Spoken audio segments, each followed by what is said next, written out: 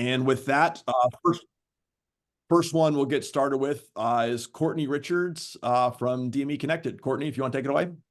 All right, thank you, AT. Good morning, everyone. My name is Courtney Richards. As AT mentioned, I'm the founder and CEO of DME Connected. My background comes with at least 15 plus years in the healthcare industry with concentration in the care coordination space. So basically, we deal with everything that happens to the patient after the doctor have seen them. So we've been working with medical device equipment vendors. We work with behavioral and mental health therapists. We work with home health. What we created was an online digital platform, which is DME Connected. It's offered to the medical teams for free. So it doesn't matter if you're a physician, an MA, nurse practitioner, you actually get the platform for free. It's HIPAA compliant as well too. What I would like to do is definitely jump in and show you a demo of what it is. But basically, working with these medical teams for the last 15 years, we've seen that there's a lot of antiquated ways of doing business when it comes to ordering medical equipment, coordinating home health for the patient, or finding any type of service provider that can help that patient out, as well as save them money on their co-pays as well. So we developed a platform to help out with that workflow. So without further ado, I'll definitely like to jump in and show you guys a demo of what I'm talking about. So what you're looking at right now is an online medical platform directly for medical teams. And the thing that we try to mention to everyone is the ease of use. And so if you look at it, we say it's an Amazon feeling when it comes to ordering medical equipment, device and services, right? So for example, a nurse practitioner or a nurse could say, hey, they need to order oxygen therapy for a patient. So they come into the actual platform, they put the service that they're looking for, oxygen therapy, and then they actually put in the patient zip code, who's closest to the patient, right? And then they hit search. When they do that, it brings up a list of vendors or providers that's within that patient zip code that can help them out. So from here, you can see that they have a list of companies. They could even work with or coordinate with these sales reps that's particular to that particular zip code. So now they don't have to search for anything. They don't have to reach out to anyone. This helps cut back down on their workflow, what they're just spending a lot of time trying to get to this information. So within our platform, they can find several different things. They can find vendors based off names of what the vendor is and what services they provide. They can also do a search based off patient's insurance as well too. And this is a very handy tool for them. So let's say, for example, the patient has Humana insurance and they're looking for oxygen therapy. And then we're going to choose the state of Georgia, right?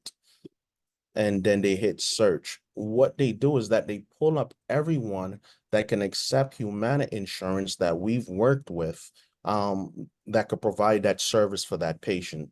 Just by them doing this little feature right here, they're saving the patient up to 20% on their copay. So that's how it's a direct correlation to helping the patient save on their copay as well. So within these individual portals, they can find information, and then when they actually get ready to execute an order, which means that they're ready to send a referral directly to that company, we've added another portal where they can actually e-prescribe. And this is a pretty cool feature as well too. So it's really straightforward. They can choose the product that they need. They could answer the qualifying questions. These are questions that the vendor would need to get answered to be able to get reimbursed by the insurance company. And then they select the vendor at the end. So it's kind of like a two-part system combined into one. So we call the first one is a omni-channel. This is their dashboard that they can find a lot of different service providers for that patient, as well as even if they want to find a behavioral or mental health therapist to help that patient out, we added another portal and it's called Therapy Connected as well too. So within here, they can look for a therapist based on the expertise of what the therapist is offering in their therapy, a little bit more about the therapist as well too. And even if they want direct communication with that therapist, they can do a video call within the system. So these are just some of the features of DME Connected, as well as you'll see a couple of our partners advertising product and services that they do. So what we basically want wanted to do is one centralized place that's free to the medical community that they can get in there, find what they want, order what they want. And there's also tracking capabilities, algorithms built in, and as well as AI on the back end. So that's DME Connected. My ask is basically anyone that have any product and services, if you're looking for a way to get into medical offices and hospitals, then definitely reach out to me. As well as if you have any direct connection to any type of medical group that you think this will be handy for, then a soft introduction, I can take it from there. So those will be my two asks right now. One of the exciting things that recently happened with us is that because we're integrating with the doctor's EMR and EHR system, we just got our certification with the platform that has 55,000 doctors on it nationwide. So now 55,000 doctors is going to have access to be able to get into DME Connected, find who they want to work with based off different criteria, and place that order for the patient. So I hope I didn't take up too much time. Great And job, Courtney. thank Yeah. you. Thank you so much for sharing there. And folks, we got a couple of minutes here. If you have any questions or ideas for Courtney, feel free to put them in the chat and we'll call them out here. But I had one, Courtney, just to get going. Like love how that's looking and getting people. How do you get the word out to let people, so people even know that this exists? And so we, before we was grassroots, we was doing everything like what right now we're at a trade show. That's another way that we're getting the word out. The second thing is that when we're integrating with this EHR system, we're doing a profit share with them. So basically they're going to be advertising to their network of these 55,000 doctors about us, about our capabilities, and we're working with their inside sales team as well too, on top of everything that we're just doing on the social media aspect of well too. So we've leaned into our actual, channel of vendors that really want to get the business, and we're working with them on collaboration where they're teaching their network about DME Connected as well too. So it's like an octopus effect where we're just trying to advertise in a lot of different ways. Great. One more question here. What's been the early feedback so far from folks who are using? Like, what do they really like, and what's sort of the hook that makes them say, like, man, I love being able to go to DME Connected? Okay. So on the vendor end, so remember the way that we actually generate revenue is everyone that's featured within the platform. So what we've differentiated our platform for is that once it goes to the supplier or the vendor, they have the option of accepting it or rejecting it, right? So they receive an order directly from the physician based on their business criteria or insurance or whatever. They have the option to say, okay, I'm going to accept this order because I know I'm going to get reimbursed and I'm actually going to take care of the patient. If they reject it, then they're not paying the transaction fee. So that's a very good thing where it doesn't matter if you're a small mom and pop or you're a multi-million-dollar company, everything is in your court, right? You have the opportunity to accept or reject an order. So that's one of the big feedbacks that we've received, that they like that. Great. Last question here from the chat. How many transactions or revenue are you seeing a month? How are you tracking the progress of people using the platform? Okay, so we're subscription based. So that's a twofold question. So we have medical teams such as sales reps that pay subscription based to get into the platform. So as the therapist as well too, they pay subscription, and then we do transactions, based on if you accept the order. So the amount that we're seeing right now is about 500 transactions per month, but that's only on accepting the order. So it may seem small on that transaction, but where we're making the bulk of our money is people that's actually subscribing to be found in there, right? Because they're building their relationships with that medical team as well. Got it. Right. So Great. our goal really is to be able to get, consistent orders nationwide. And we can only do that by building out the platform. So no matter where you are in the United States, if you're doing a search, someone is apparent within that search that can help that medical team out. Great. Well, awesome. Well, Courtney, thank you so much for sharing what you've been working on at DME Connected. Appreciate you taking the time to speak with us today. All right. And thank you, everyone. Appreciate you. All right, great. Well, next, I think we have Christine from Wayhaven. Christine, if you want to come on and feel free to take it away. Thanks, AT. All right, guys, I'm going to admit I'm going to go entirely off script here. I did have some slides planned, and then in talking to ATV ahead of time and inspired by Courtney, I suppose, let's go ahead and do a demo. I think that might be more interesting. So just to give you a little bit of background, this is actually the second company I've worked on. The first one was working on measuring students' social and emotional skills in grades K through 12 and the growth of those skills throughout the school year. As you might expect, that company saw a big boom during and after the pandemic. And so in May of 22, sold that company to private equity after reaching roughly 3 million students a year across the country. I'm not sure I loved working for private equity all that much, and I just had the entrepreneurial itch to get back at it again. And so I enjoyed that exit period and back at it again in an adjacent space. And so at Wayhaven, we're working to increase access to mental health and wellness care for college-age students. And the way that we're approaching that is working with clinical psychologists to craft a highly curated AI that's well-trained in cognitive behavioral therapy, dialectical behavioral therapy, and mindfulness best practices.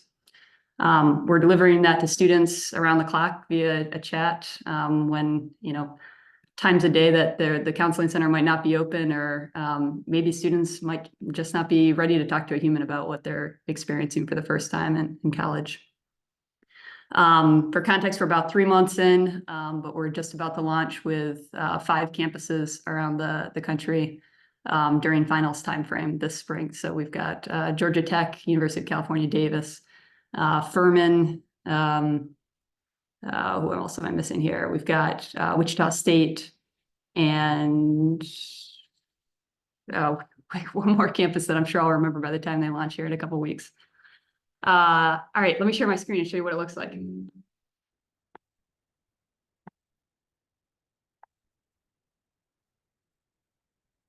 So if you guys can just kind of picture yourselves as a college student, it's springtime, the end of the semester. Let's talk to Wayhaven a little bit about anxiousness about the end of the school year. I'll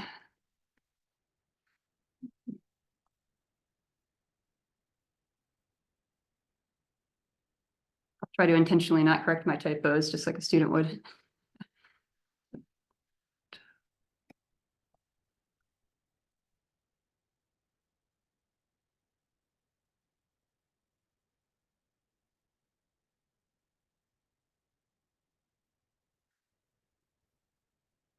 So this chat is going to emulate what's called like a single session intervention with a coach. So it's going to ask me some more questions.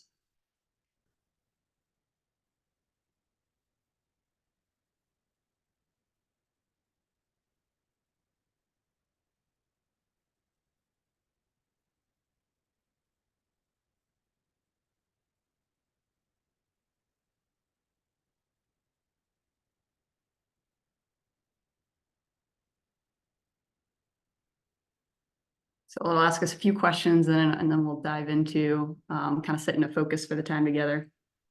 So it sounds like you're carrying a lot of pressure to meet expectations, both your own and your parents. What does the idea of feeling like context, a failure feel like mean to you in this context?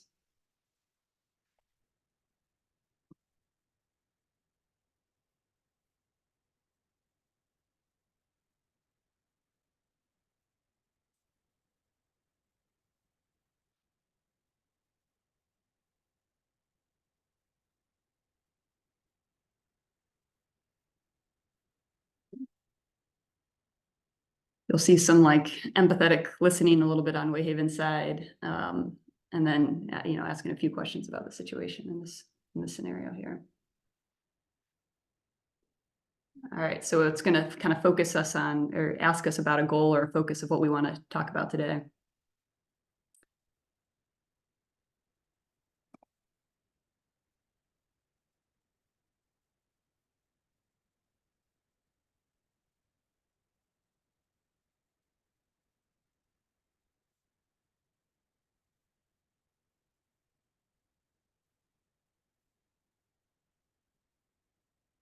So as you can tell, this is not like just a rules-based scenario here. I can go off script and ask it for something entirely different.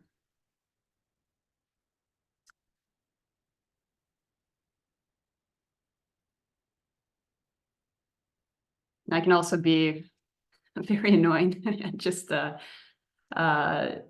buy in entirely to what Wayhaven's suggesting, and it'll still be able to help me out, I think.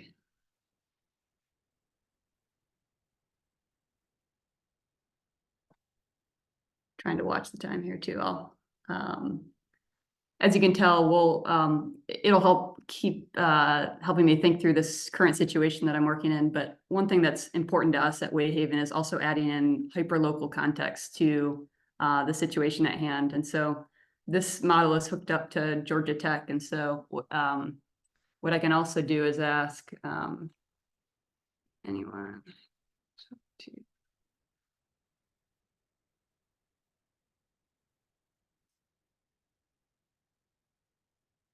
And we can add in that context about other resources that exist on campus that might be able to help the student out here. All right, so we've got a little plug for the mental health care and resources at Georgia Tech. Let's see here.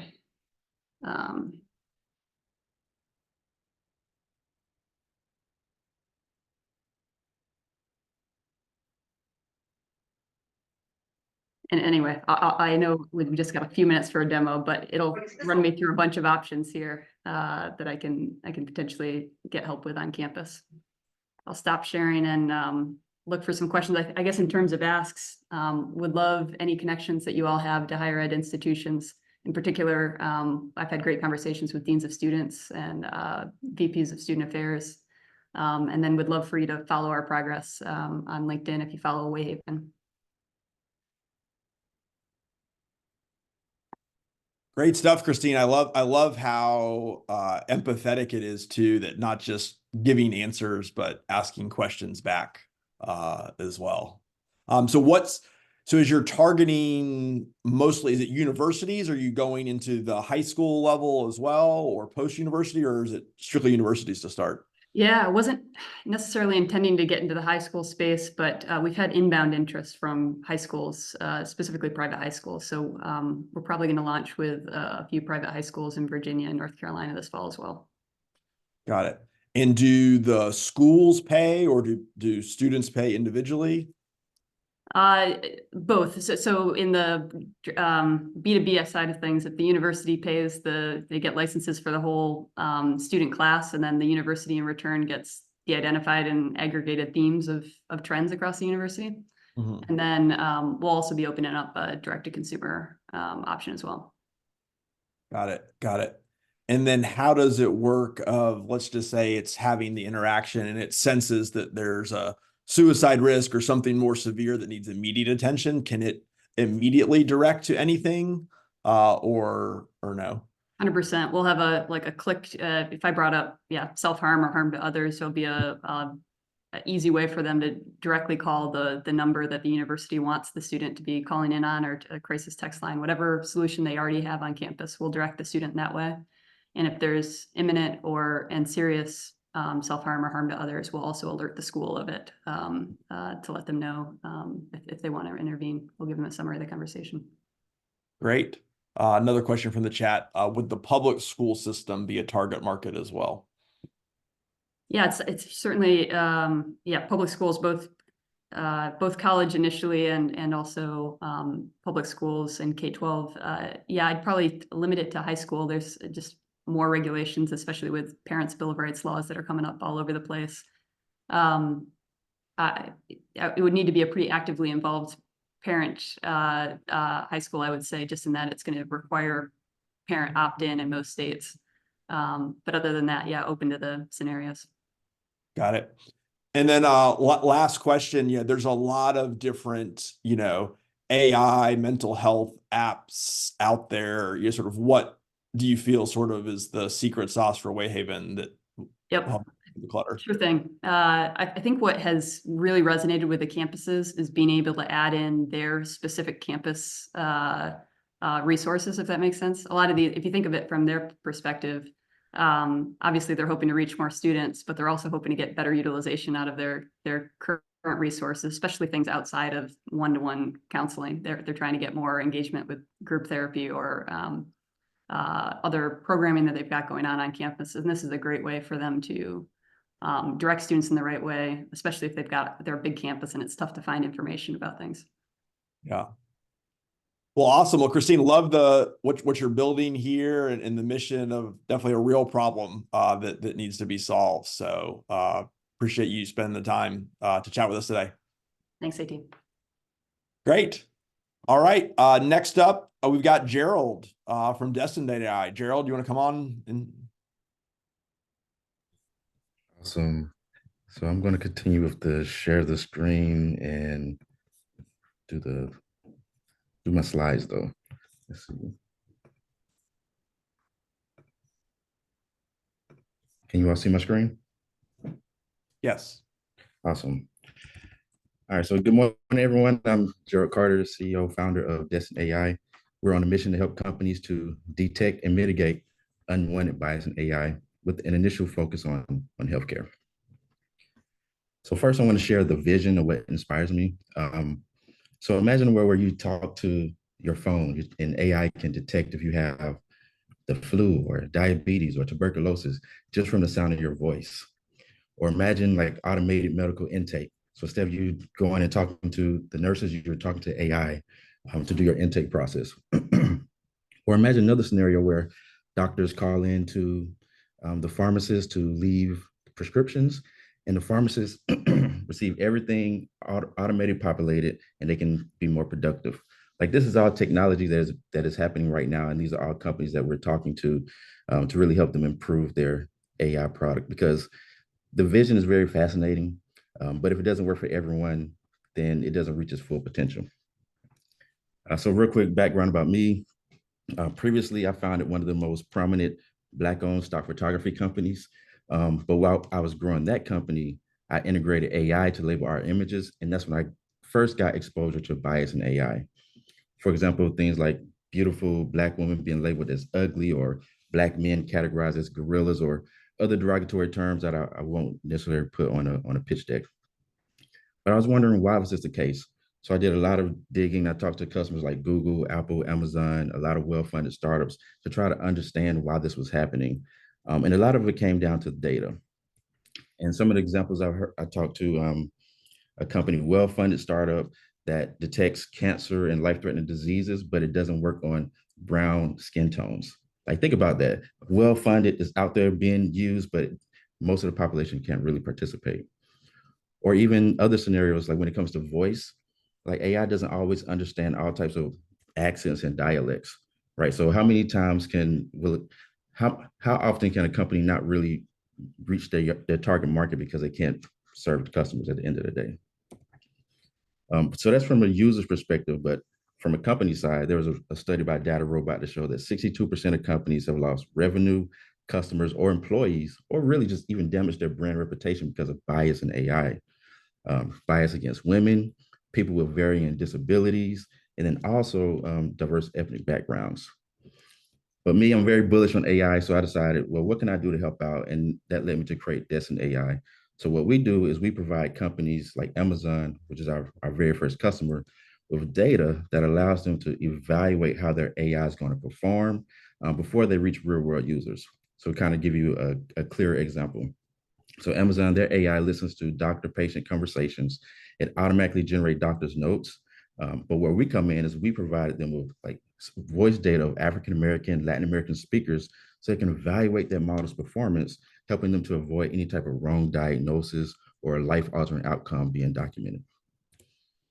So how do we do this? There's two parts to this. So we have a data collection pipeline. So we have an app where we have 4,000 data contributors, and it's very diverse. We have all types of people of color to diverse, like rural white Southerners that are also part of our community. And we also have our own AI backend where we have our own quality control process. So that's one part. We also use generative AI, and I'll do a demo here of how that works. Okay, first we set up the project, and then we put in the text that we want to generate. Imagine a scenario, we have 10,000 voices, all types of demographics, generating the text that we need to simulate doctor-patient conversations. My ears pop often. Is that related to sinus health? I get painful cysts under my chin. Is there treatment? I felt lightheaded when standing today. Could my pressure be low?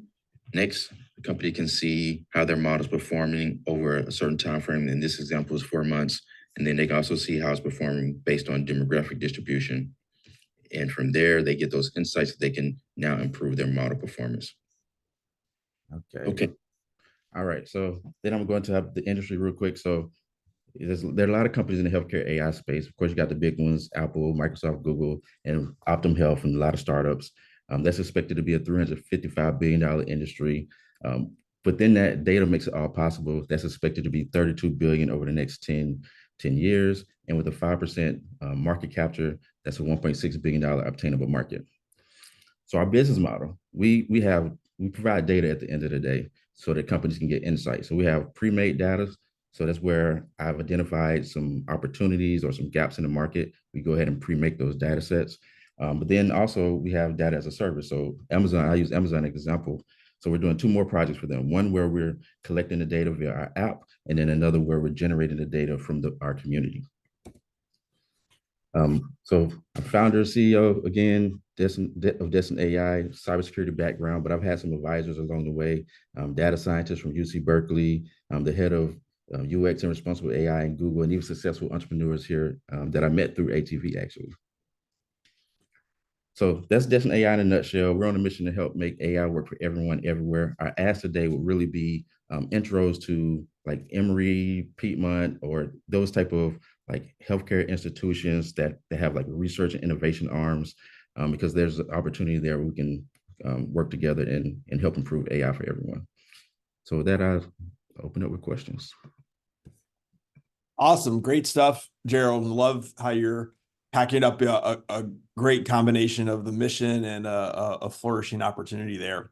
So tell me more about the business model. You mentioned like, hey, there's one model that's more of it. Here's the data sets and you guys go play with it. And then there's another model that's like the service and analytics around that. You know, what are you hearing from your early folks around which is more important or how they think about using those 2 different models? Yeah, so I'll be completely transparent. What I hear the most is the data is the most important piece, right? Because they're already evaluating. It's one of those nice to have for maybe a smaller company, but since my first few customers, like think Amazon, Kaiser Permanente, CVS Health, they already have their evaluation process. So the data is the most important thing. So as long as I can provide them the data, they're really happy with that. Got it. And when you provide the data sets, do you get any feedback back as a part of how they're using it so you can improve your data sets? Or does it kind of go into a black box? They take it and they use it and it's hard to tell what they were doing. Yeah, no, it's a continuous conversation. Like I use Amazon, for example, because I started with one team and now I'm working with 4 different teams. So I'm getting a lot of feedback. It's continuous conversations. What I'm hearing is our community is one of the main things why Amazon, for example, we had a conversation. They have 40 different vendors that provide data, but they're deciding to work with us moving forward because of our community. Like I mentioned, people of color to rural white Southerners, like that is hard to find especially in the tech space. So our community is really what's standing out, and we're getting a lot of good feedback about that. Yeah, that's great. I think, obviously I'm biased being here. I think it's one of the things that makes Georgia and Atlanta such an advantage in healthcare is the diversity in populations and disease states that you get here are so powerful across a lot of settings. Exactly. Yep. Cool. And then, as you're moving forward, Gerald, you mentioned like starting in healthcare, but is your vision that this goes beyond healthcare as well, or sort of just really nail healthcare first and then kind of cross that bridge?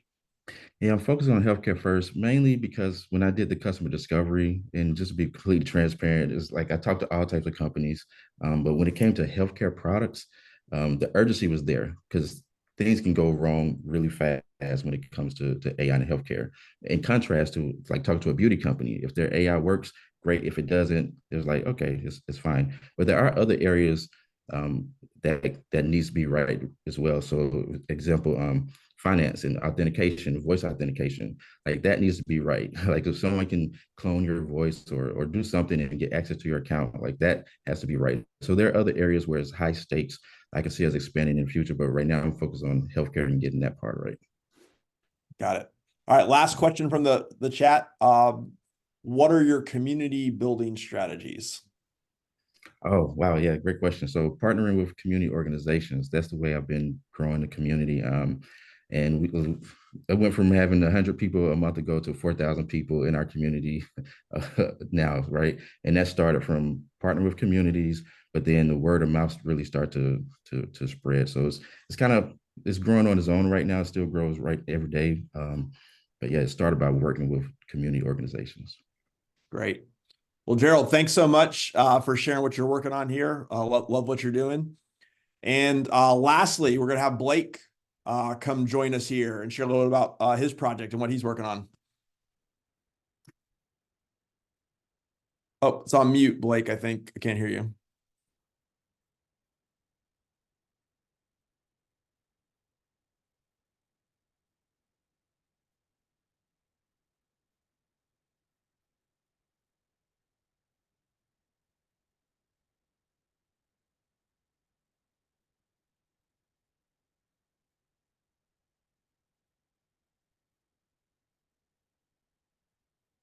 Oh, still can't hear you. Sorry. What you said? You still can't hear You're me? good now. You're good now. Okay, sorry about that. I don't know what happened. Okay, cool. All right, so let me go ahead and hop in, y'all. So just a heads up, I probably have the least direct healthcare focused company because I run a news agency, but we're doing a huge healthcare initiative here in Georgia with Stanford and USC. So I wanted to share more about it and see if I can get some support on it. But let me go ahead and pull up my presentation. I'll give a quick overview of my organization, myself, and just everything, just so you can have a little bit more context of how we operate. But I'm the founder of Vingle. Vingle is a grassroots news agency. Our name is a little unique, spelled VNGLE, but it stands for various angles, and we're really focused on helping to bring more nonpartisan coverage to more underrepresented communities across Georgia and America. You could just think of us as a decentralized news operation, helping newsrooms and civic institutions better source verified insights from underrepresented areas. I'm someone who's been studying the issues in news and representation for many, many years.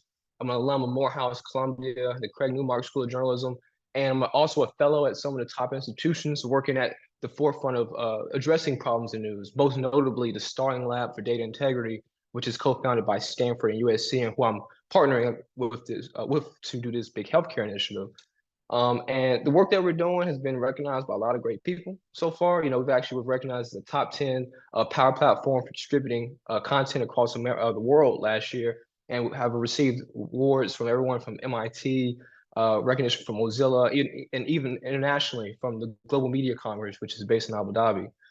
And the problem we're addressing really is that there's tons and tons of communities across America and across the world that don't get proper representation. Believe it or not, just because of the state of the news infrastructure today, over 64% of American counties do not receive daily original coverage. So at any given time, we don't have a full holistic view on America. So millions of people, especially people of color, go underrepresented. So we really created this decentralized infrastructure to do something about that. And basically how that looks is we train people in communities with local expertise to be able to report on issues to help, like I said before, newsrooms and civic institutions better source insights on areas that they're trying to better target. And all the stories you see here are stories collected by people in our network. And basically how this works is we bring creator training and content forensics to different communities to help facilitate how we source content. So training people with local expertise on how to report and giving them the technology to go out and report. And that just looks like local experts going out to source stories and insights and helping our partners expand how they cover these communities. And on a technology front, we're very excited that, last year we were recognized as Atlanta's most promising Web3 organization for long-term impact because of the technology that we're using. Really, really happy about that honor. And just really quickly, when it comes to the technology, it's basically public ledger, blockchain-based technology that's securing the provenance of photos and videos as they come in. So it's nothing to do with crypto or NFTs, but just creating a transparent track record of how stories are originating, which we built with over $500,000 from National Science Foundation cryptographic research, which is very important now more than ever because of the proliferation of generative AI, just to help entities know exactly where photos and videos are originating, so they can, just be able to track when it comes to, expanding their insights on certain topics. All that to say, I'm here to talk about my healthcare initiative that I'm doing with Stanford and USC. We're basically bringing our coverage to different underrepresented parts of the state of Georgia, and potentially to more of America. But right now it's focused on Georgia. For those who do know, and hopefully everyone knows, but Georgia actually is now ranked the worst state for healthcare access in America. A few organizations have done some studies. Forbes is the most recent one I remember. But yeah, we rank dead last, believe it or not. So when it comes to healthcare access, I want to specifically say that. So we just want to do more to help institutions who care about these problems, to help just do more storytelling, collect more grassroots insights on what's going on. And our whole focus is just to curate a more diverse array of lived experiences, illuminate cross-cultural disparities across different demographics, geographies. And we're doing actually a lot on youth mental health with a lot of organizations right now. And our overall goal is just helping specific institutions, policy makers, media organizations curate new data on the differing realities around healthcare. And my ask is kind of threefold. It's all based on connection. So if you know any connections to institutional partners who are interested in leveraging these insights, we'd love to talk to them. There's a lot of research institutions who we work with now, who may be good partners, or academic institutions. Publishing partners, any healthcare focused publications that want a grassroots partner, we would love to connect with them, and any actual direct grassroots partners, people working in communities, we would love to connect with them as well and see how we can get integrated in their area. But yeah, this is a snapshot of my team. We have a great team of, this doesn't obviously represent all our creators out there, but great team of engineers and legal experts, grassroots organizers, human-centered designers, and more, just coming together to solve key problems in news. And yeah, that's a quick snapshot of Bengal. Love to connect with you. Please follow us on social media if you're interested in keeping up with our work. And we're actually about to launch an initiative next week, well, announcing it, that we're bringing our coverage to the American battleground states as well, leading up to the election. So if you're interested in getting like insights on what's going on across the country that you're not going to get elsewhere, love to invite you to follow our work.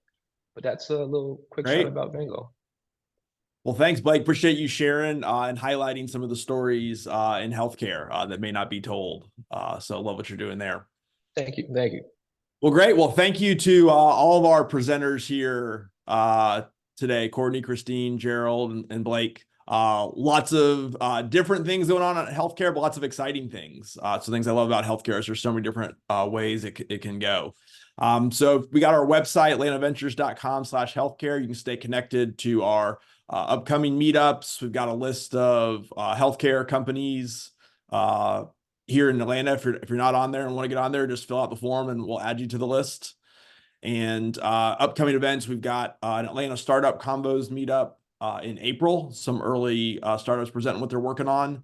And then our next healthcare meetup is probably going to be in May. We're trying to set the date with the speaker now, but probably early May. So with that, again, really appreciate you all joining us here early this morning, and hope you all have a great day, and see you next time. All right, take care. Thanks, AT.